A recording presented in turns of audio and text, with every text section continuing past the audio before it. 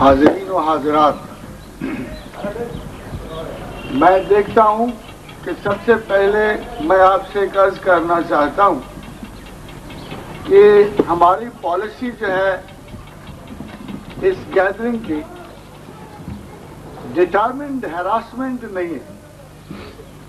And the first thing which is very important, جو ہم سب کے لیے بہت اہم ہے، کہ ہم پوری آزاد رویوں اور خیال سے بیٹھیں. تجسس اور جستجو ایسا کوئی بھی سوال اٹھا سکتا ہے کہ جس میں بظاہر قبولیت کم ہو، مگر اس میں ہر حال میں کچھ نہ کچھ حصے مزاج ضرور ہونے چاہیے. اس لیے کہ میرا یہ یقین ہے کہ جس شخص میں حصے مزاج نہیں، وہ خدا کی نہ طلب کر سکتا ہے، نہ تلاش کر سکتا ہے، نہ اسے پا سکتا ہے. جب انسان کو اپنی نفسی کیفیات اور واردات سے لڑنا پڑتا ہے تو اگر وہ کنجوس اور بخیل ہوگا، اگر وہ اپنے اوپر طنز نہیں کر سکے گا، اگر وہ اپنے اوپر نہیں ہنس سکے گا، تو وہ کبھی بھی منزل مراد تک نہیں پہنچتا.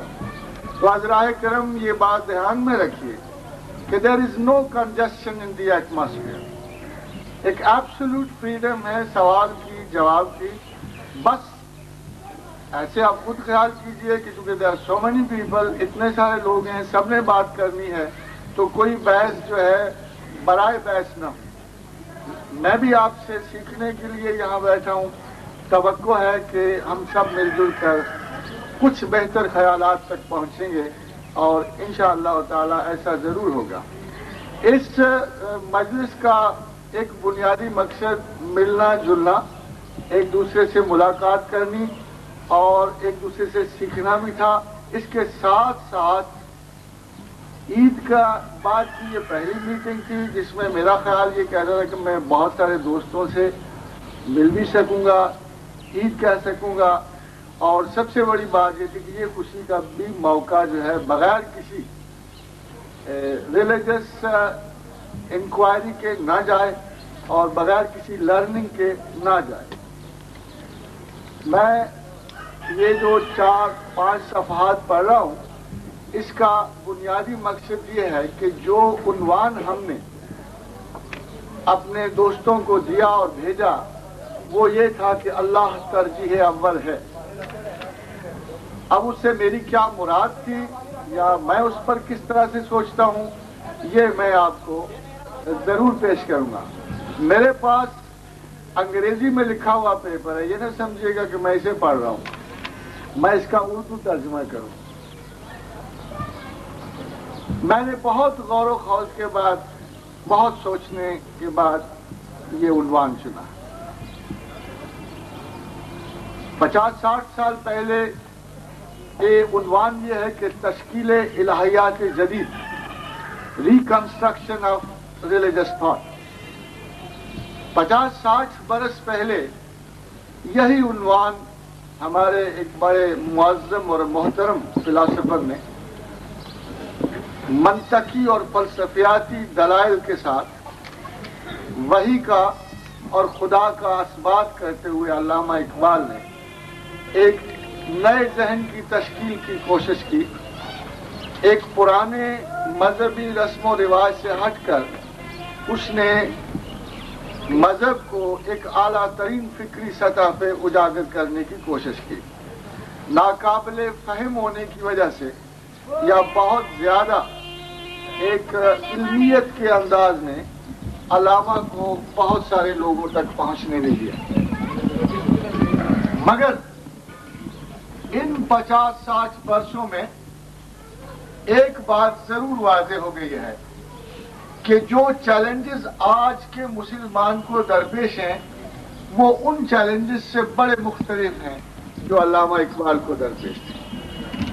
آج کا چیلنج جو ہے فلسفیاتی اور علمی نہیں ہے، بلکہ سائنسز نے اتنی حیرت انگیز ترقی کی ہے، اتنی سرعت سے وہ انسانی قدیمی افکار کو اور یقین کو پامال کرتے ہوئے آگے بڑھی ہے کہ ذہنی سپریمیسی اب اہم نہیں رہی.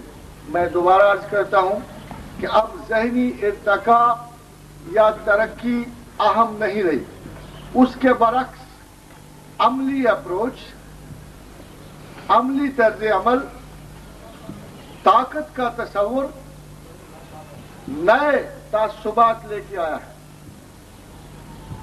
نئی پسندیدگیاں لایا ہے، نئی ناپسندیدگیاں لایا ہے. آج کا مغربی ذہن، مغربی فکر زیادہ سے زیادہ اعداد و شمار پہ مبنی ہے. وہ آپ کو کسی قسم کے اندرونی جذب و ایثار و احساس سے بالکل محروم کر دیتی ہے. وہ آپ کو یہ بتانے کی کوشش کر رہے ہیں کہ اس معروضی دنیا میں، آبجیکٹو دنیا میں آپ کے احساسات اہم نہیں ہیں، بلکہ سائنسز نے بالآخر انسانی رخ کو، ڈائمینشن اور ڈائریکشن کو اتنی تیزی سے تبدیل کر دیا ہے کہ آج بڑی مشکل سے کوئی ایسا انسان نظر آتا ہے کہ جس کی توجہ اور تلاش خالصتاً علمی ہو یا خدا. پریشانی، اینگزائٹیز، نیروسس، سائیکوسس، ہزاروں نفسیاتی اور ما بعد النفسیاتی عوارض نے انسان کی زندگی کو ایک غیر روحانی وجود میں بدل کے رکھ دیا ہے.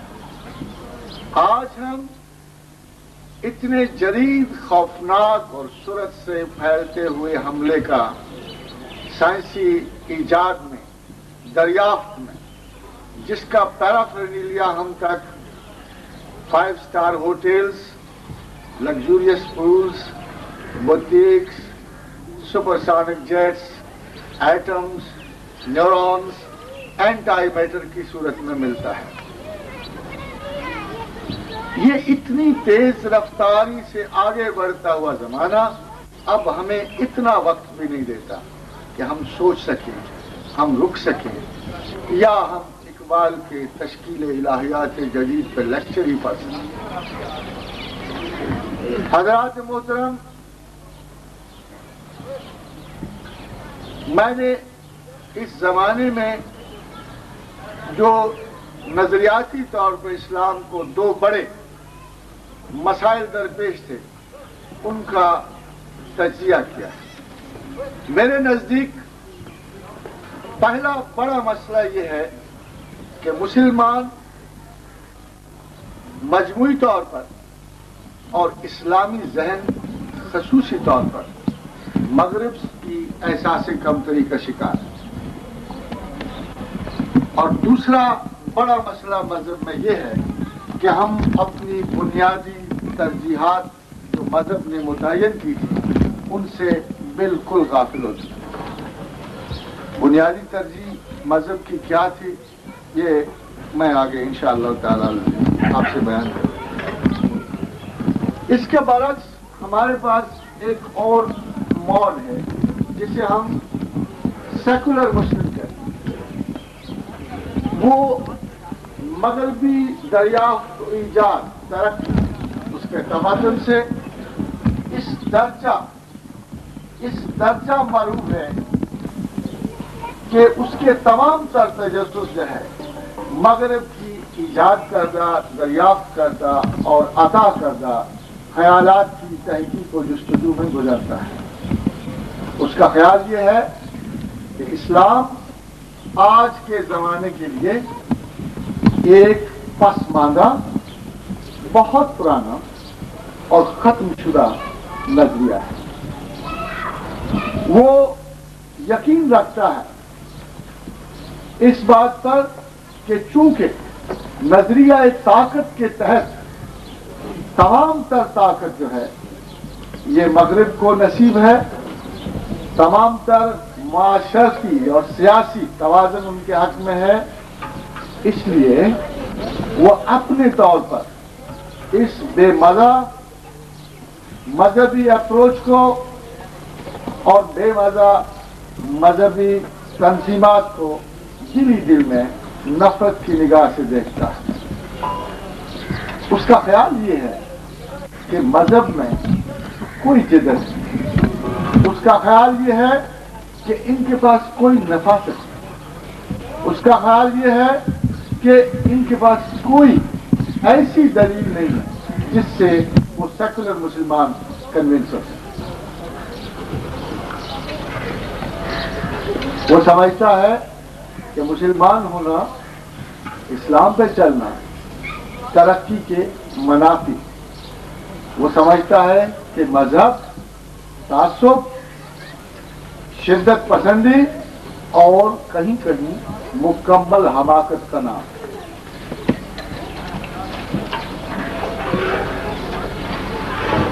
उसका यह भी ख्याल है कि अगर मजहब रिवाइव हो गया तो ये तमाम तमद्दुन के लिए जो इस वक्त मौजूद है उसके लिए तबाहकुन होगा। वो पूरी कन्विक्शन के साथ, पूरे एतमाद और यकीन के साथ कोशिश कर रहा है कि किसी भी कीमत पर किसी भी मजहबी अप्रोच को कामयाब न होने दें।